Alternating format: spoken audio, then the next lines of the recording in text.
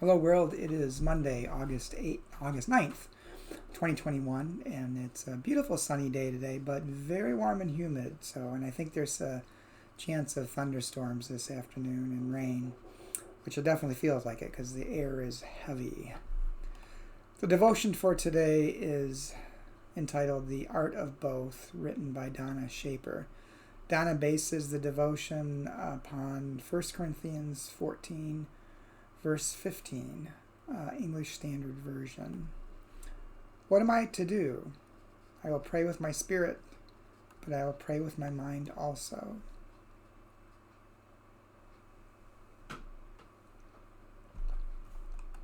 Donna writes, Paul is an expert at paradox, whether it is the flesh or the spirit, the law or the gospel, or the spirit or the mind.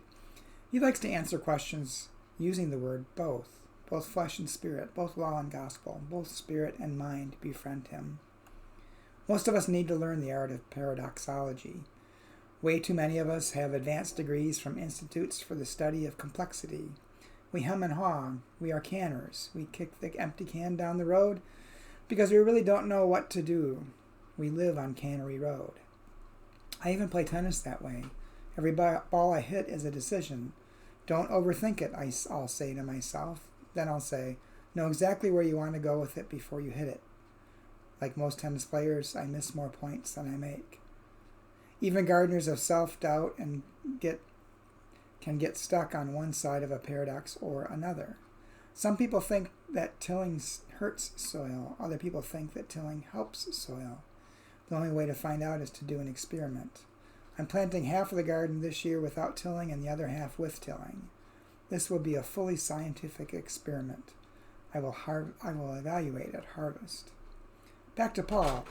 How do we find the energy to respect science and emotion, or reason and intuition? How do we ever get free of the can-kicking problem? By praying with all that we have, which includes spirit and mind. That's how. And Donna's prayer. Double your gifts to us, O God, and teach us how to pray all the puzzles of our lives. Amen. Donna has often interesting devotions and interesting writing style, I think, as well. But the devotion brings up a good point about emotion versus reason. And I think both have a part to play in our lives.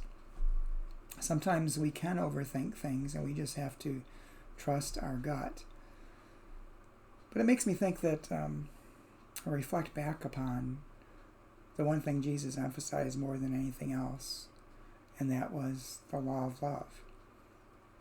If love's not involved, if we're overthinking it, then maybe it's not the right thing to do. And if our gut tells us that love's not involved, or that the way we should act is the loving and compassionate way versus what our head tells us, maybe that's what we should do too. But it's a both and. It's evaluating the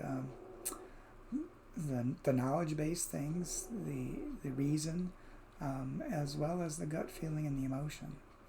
Sometimes when I feel a certain way, or respond to words or a situation in a certain way, I try to stop myself and say, why am I responding this way? Just to make sure that it's not something that I need to deal with within myself that's causing me to react that way, or whether that's a true reaction that I should follow through on. Anyway, I hope you have a good day. Hope you stay cool. If you're outside, bring an umbrella today. I think you may need it. And I will talk to you again tomorrow.